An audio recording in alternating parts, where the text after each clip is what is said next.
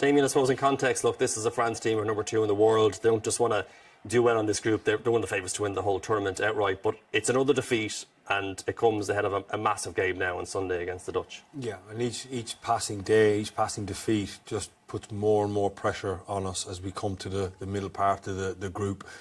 The Holland game, or the Dutch game, sorry, on Sunday is huge for us now. We have to get something out of that. A win, most likely, but a draw, or just to get some confidence, to get some momentum behind us as we go into the autumn internationals. But look, it's another defeat, but it's very hard to be too critical of the team. You're playing one of the best teams in world football, if not the best team, and they're so well organised. They're so defensively strong. They're so well organised tactically. That mid-block they set up, and they let you have the ball and they entice you to play, but they're ready to pounce. That's a game plan from them. That's one way of disturbing the low block, that you're not continuously banging your head against a brick wall. You want to tempt people out, and that's what they do, and then they're just devastating quick when they get the gap. So look, it was a tough night for us, but we live to fight another day on Sunday, and we'll see what happens after that.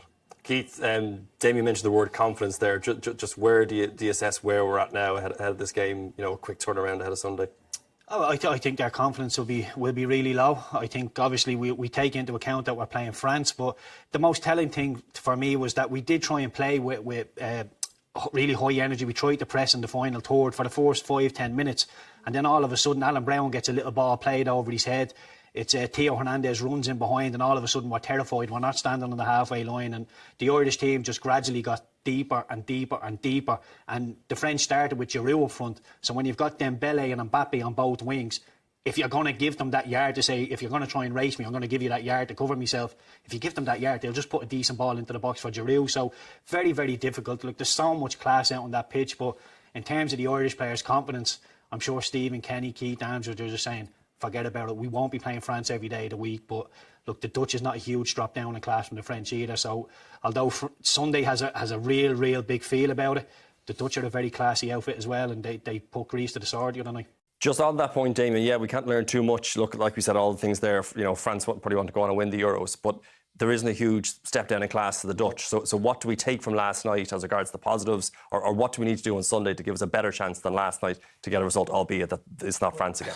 I actually think the setup was quite good from us last night. The shape I quite liked. We weren't quite sure if Ogbene was going to play at wing back, and I was hoping that he'd play up front, and he did.